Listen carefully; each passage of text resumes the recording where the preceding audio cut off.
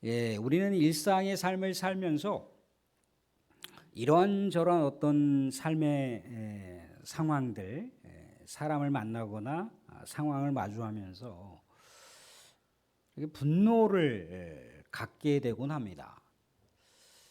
근데 분노가 일시적으로 이렇게 뭐 자기가 컨트롤할 수 있을 정도가 되면 뭐 크게 문제가 될 것까지는 없겠지만, 이게 분노가 이제 계속 지속적으로 이루어지게 되면 이 사람 이 뇌에서 이 아드레날린이라고 하는, 또 크티졸이라고 하는 스트레스성 호르몬이 분비가 됩니다.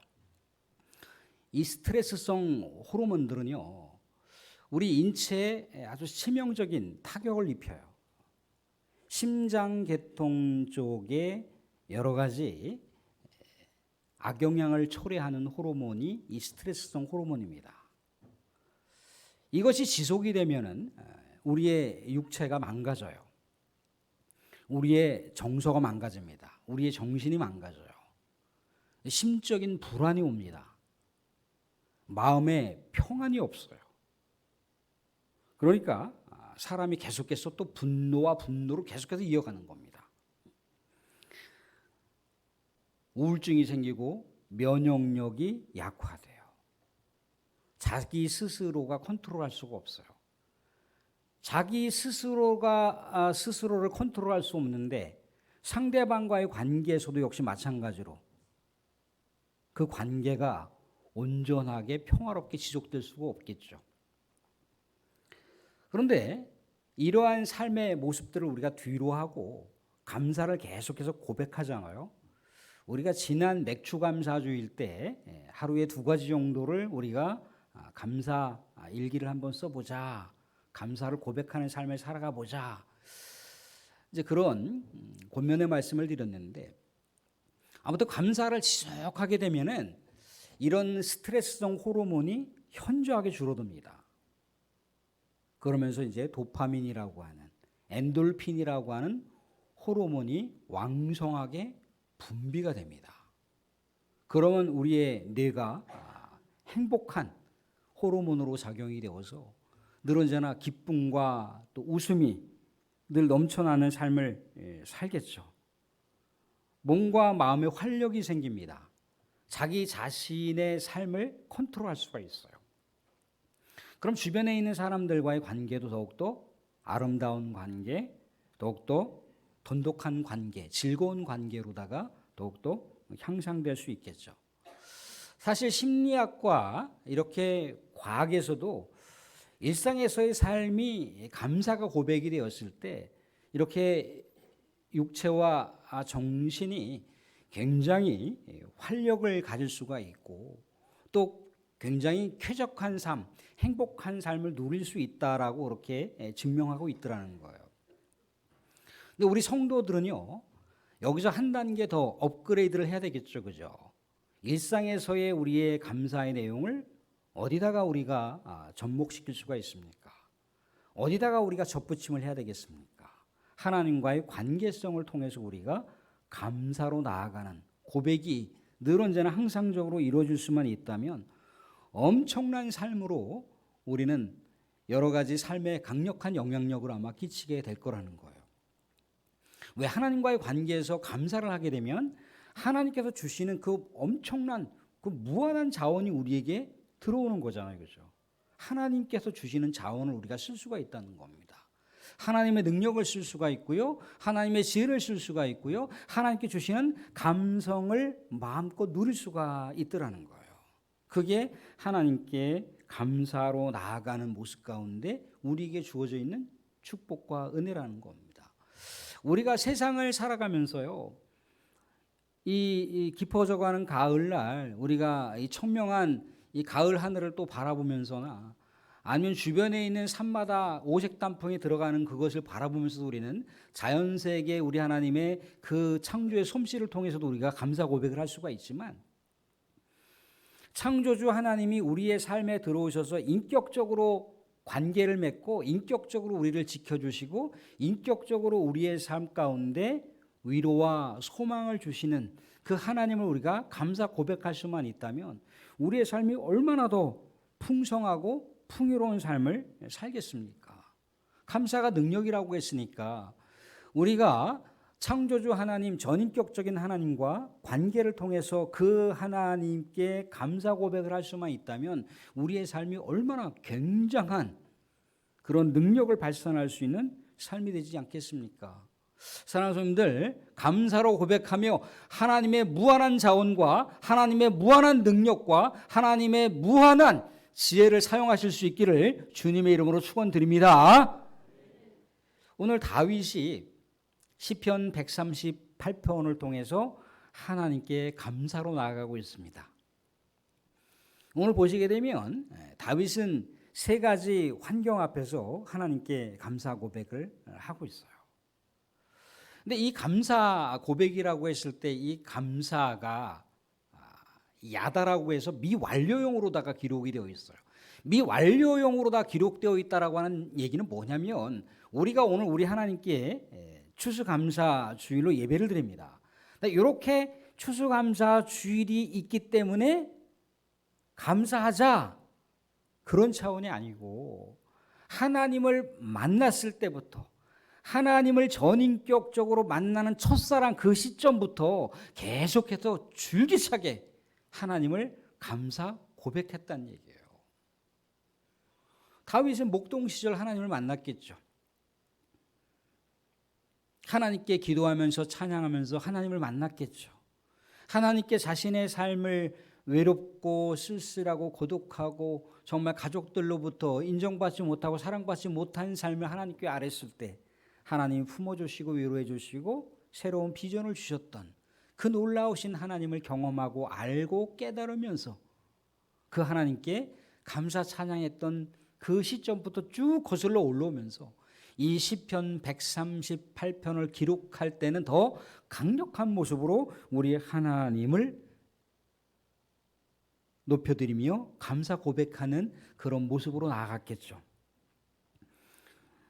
보통 우리가 하나님께 감사한다라고 했을 때 이 감사는 아까 좀 전에 말씀드렸듯이 야다라고 하는 표현을 썼다고 했습니다. 근데 우리는 보통 우리나라 말에는 그냥 사람한테 감사라든지 하나님한테 감사라든지 뭐 누군가에게 나에게 도움을 줬거나 나를 격려하는 사람에게 우리가 감사라든지 간에 그 감사라고 하는 용어 자체가 하나예요. 그런데 유대인들은요 감사가 대상에 따라 다르고 있습니다. 하나님께 사용하는 감사의 표현이 오늘 사용하고 있는 야다라고 하는 표현이에요. 사람에게도 감사라고 하는 표현을 쓰고 있는데 오늘 쓰고 있는 야다라고 하는 표현은 오직 하나님께만 감사라고 하는 용어로 딱 지정되어 있어요. 사람에게 쓰는 감사는 베레캬라고 그래서 그 사람을 축복한다라고 하는 의미를 내포하고 있어요. 감사합니다 그러면 그 안에 축복합니다 라고 하는 내용이 담겨 있다는 겁니다.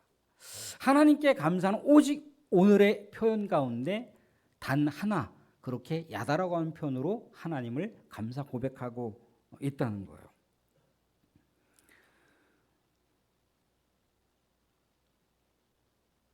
사랑하는 다윗은요 우리가 알듯이 정말 자연의 그 대세계를 바라보면서 자신이 양을 치러 갈 때마다 그 하늘의 세계를 바라보면서 밤하늘을 바라보면서 하나님께 감사 찬양을 드렸습니다. 또한 다윗은요 일상의 삶 속에서도 보면은 자신의 삶 속에 아주 촘촘하게 섬세하게 자신을 품어주시고 자신을 인도하시는 하나님께 감사 고백을 하는 그러한 삶을 살았어요. 늘 언제나 자나깨나 하나님께 감사 고백하는 삶을 살았다는 겁니다.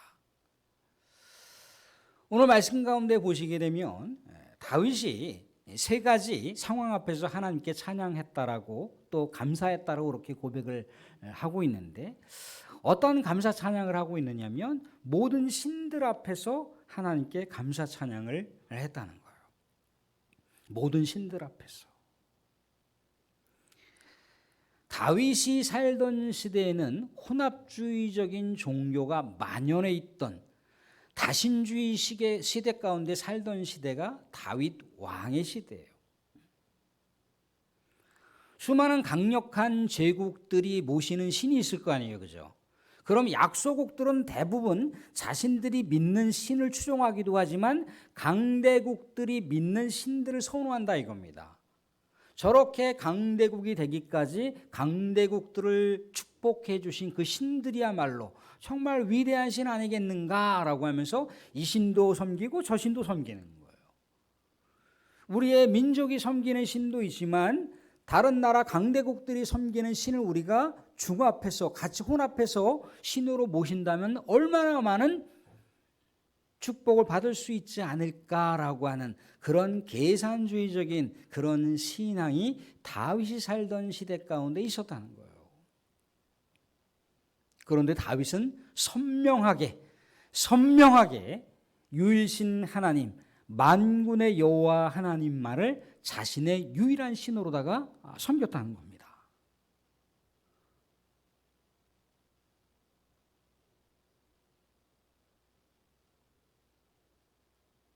사랑하는 분들, 온 우주 만물 가운데 바울도 로마서에서 그 기록을 하고 있죠, 그죠? 하나님의 존재가 모든 자연 세계 가운데 계시되어 있다라고 얘기를 합니다. 그래서 하나님을 부인할 수 없다고 얘기를 해요. 예수님도요, 간구의 역사 가운데 보면 하나님께 감사하는 내용을 볼 수가 있습니다. 성부 하나님을 향하여 감사하나이다 아버지요, 그렇게 고백하는 그런 기도의 간구의 내용들을 우리가 복음서를 통해서 살펴볼 수가 있더라는 거예요.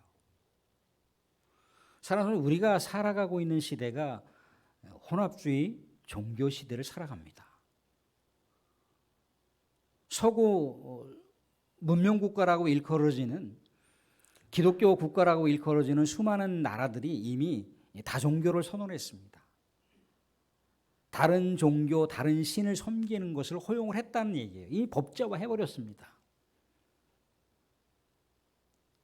이제 우리나라도 이 문제로 인해서 계속해서 이제 뭔가 차별금지법이라고 하는, 사실 뭐 이게 전체적인 차별금지법에 대한 것이라기보다 몇몇 가지 조항들이 우리 기독교의 근간을 위협하고 있기 때문에 그것에 대해서 우리가 반대하고 있고 시위하고 있고 그렇지 않습니까? 그런데 이것이 이제 법제화될 수가 있다는 거예요.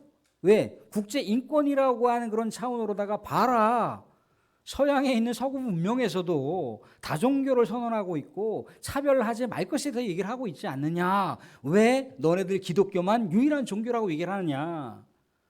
불교에서나 이슬람교에서나 심지어 다른 많은 종교 사상들이 너네 기독교를 인정하고 있지 않지 않느냐. 그럼 너네들도 당연히 우리를 인정해야 되지 않겠느냐라고 그렇게 여러 가지 제안을 계속해서 올려오고 있습니다. 그럼 이것이 마치 성문화되어서 법제화된다 그랬는데 누군가가 전도를 한다 이거예요. 누군가가 오직 구원의 길은 예수님밖에 없습니다. 오직 우리에게 구원을 주시는 분은 오직 예수님 한 분밖에 없습니다 라고 했을 때 안티 기독교인들이 봐라, 쟤네들 차별금지법을 어기고 있다라고 하면 여러 가지 법령 가운데 벌금을 내거나 아니 여러 가지 뭐 예배에 대한 어떤 부분들에 대해서 제재를 받을 수 있겠죠, 그죠? 단순하게 기독교적인 차원으로만 제재를 받는 것이 아니라 그 대상들을 색출해서 그 대상들이 다니고 있는 직장까지 여러 가지 유언비어를 대서특필해서 위해를 가하겠다라고 하면 정말 우리가 순교자적인 정신으로 우리 하나님만 유일한 하나님이시다, 예수님만이 오직 예수님만이 유일한 구원자시다라고 당당하게 우리가 순교자적인 마인드를 가지고 그렇게 고백하는 것이 쉽지 않을 수도 있다는 거예요. 우리는 코로나 시절에도 겪었지 않습니까? 그죠? 물론 코로나가 여러 가지 재해로 인해서 우리가 거리두기를 해야지 뭔가 감염 요소를 적절하게 대처할 수 있는 길이라고 얘기를 합니다.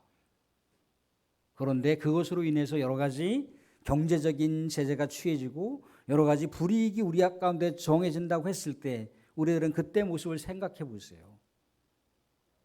떠올리기도 끔찍하지 않습니까? 이런 것이 우리에게 왔을 때 우리는 어떤 모습으로 나가야 됩니까? 다윗이 우리 하나님을 감사 찬양 고백할 수 있는 것, 오직 나는 우리의 하나님만 감사 찬양하겠습니다라고 하는 고백이 우리의 신앙의 도전이 돼야 되는 거예요.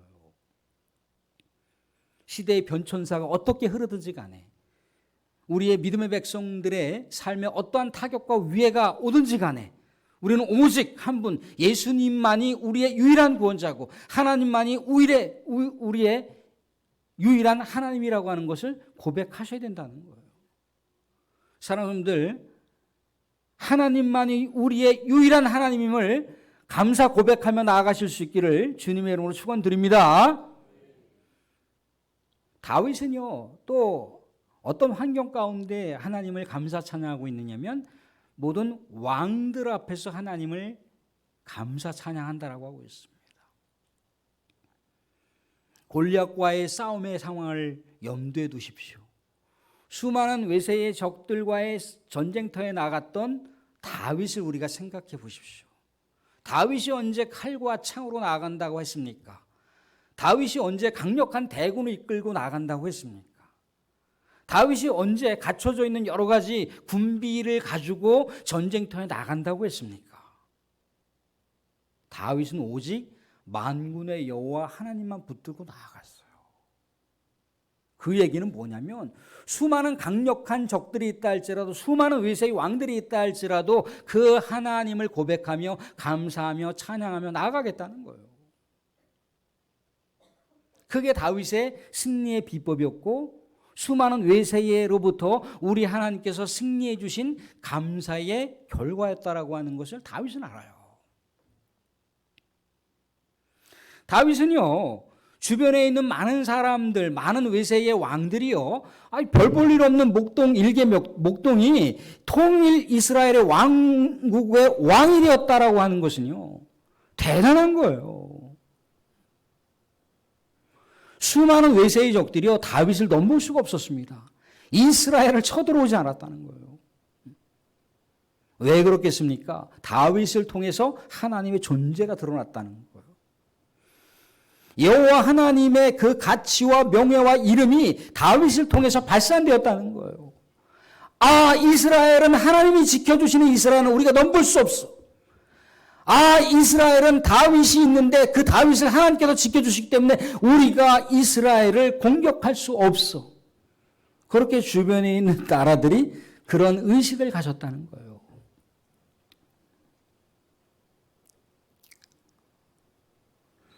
다윗은요, 한때 하나님의 은혜와 그 축복이 충만하게 그에게 언약의 약속성취로 이루어진 것을 다윗이 알아요.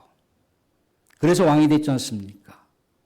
그런데 다윗이 그만 우리 하나님 앞에 교만해졌습니다.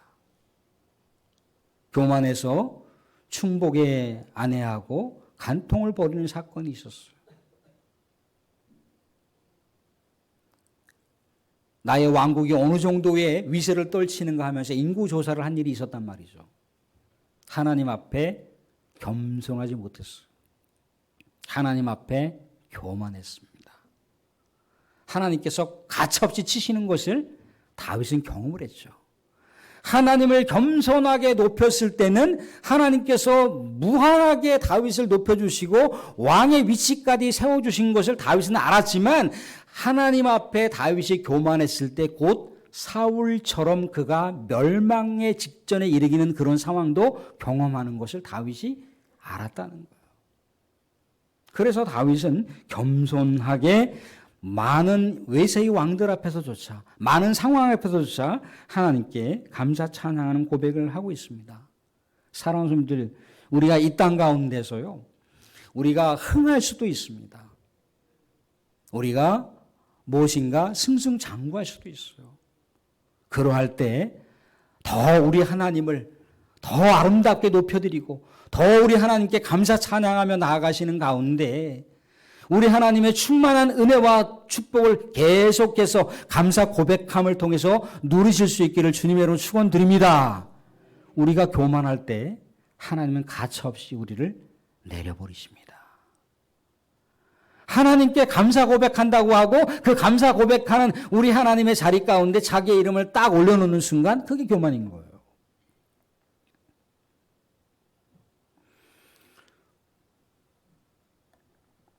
다윗은요, 마지막으로 오늘 말씀 가운데 7절, 8절을 읽어보도록 하겠습니다. 7절, 8절 말씀 가운데 이렇게 감사 고백을 하고 있습니다. 같이 보겠습니다. 같이 시작. 내가 환난 중에 다닐지라도 주께서 나를 살아나게 하시고 주의 손을 펴사 내 원수들의 분노를 막으시며 주의 오른손이 나를 구원하시리이다. 여호와께서 나를 위하여 보상해 주시리이다.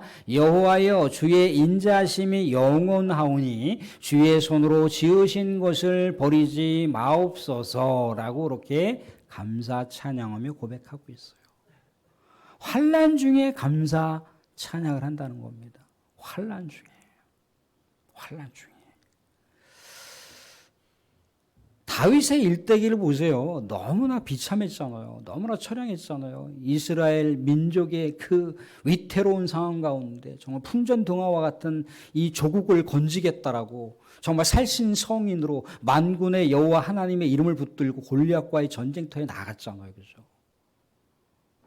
사울 왕을 높여준다고 사울의 군장이 되어서 정말 이스라엘을 지키겠다고 하나님의 왕국, 하나님의 신정정치가 이루어지는 이스라엘을 정말 온몸을 바쳐 지키고자 애썼지만 사울의 질투심이 격발해서 다윗은 반역자가 되어 언제 어떻게 사형에 처해지게 될지 모르는 그런 목숨이 경각에 달려있는 상황을 사망의 음침한 골짜기를 다니는 삶을 살았지 않습니까? 그런데도 끊임없이 다윗은 감사 고백을 했어요. 감사 찬양을 했어요. 끊임없이 하나님을 찾았습니다. 성경의 원리가 뭡니까? 환난 날에 나를 부르짖으라. 내가 건지리라 약속하셨다는 거예요. 예수님도 십자가 그 죽음의 고난 앞에서 우리 하나님의 뜻을 이루고자 고백을 했습니다. 내 뜻대로 마옵시고 아버지 뜻대로 하옵소서. 십자가에 못 박혀 돌아가시는 운명하시는 상황 속에서도 아버지여 내 영혼을 부탁하나이다 라고 그것은 일종의 감사 고백입니다. 그것은 일종의 찬양 고백일 수가 있어요. 하나님을 무한하게 신뢰하는 감사 고백일 수가 있어요. 사랑하는 분들, 우리의 인생의 여정길을 걷다 보면요, 물론 찬란한 인생의 여정길을 걸을 때도 있습니다. 뭔가 고속도로 하이웨이와 같은 그런 길을 우리가 나아갈 수도 있어요. 그런데요, 때로는요, 우리의 인생의 여정길은요, 그늘이 질 때가 있습니다. 우리 인생의 여정길 가운데 먹구름이 낄 때가 있어요. 그 순간에도 우리가 주님을 감사, 찬양하며 고백하며 나아갈 때 주님께서는 우리들을 지켜주시고 우리들을 보호해주시고 우리들을 가장 합당한 길로 인도하시는 주님이신 것을 감사 고백하며 믿으실 수 있기를 바랍니다. 이 하나님께서 우리 믿음의 백성들에게 언제나 눈동자같이 지켜주시고 보호하십니다. 사랑하는 성도들, 하나님께 감사 고백하시길 바랍니다. 감사가 능력이고 하나님의 능력과 하나님의 축복과 하나님의 자원과 하나님의 지혜를 마음껏 쓸 수 있는 비결입니다. 하나님께 감사 찬양하며 고백하는 가운데 하나님의 임재가 우리 사랑하는 성도님들의 삶의 가정과 삶의 현장 가운데 충만하게 나타나실 수 있기를 주님의 이름으로 축원드립니다.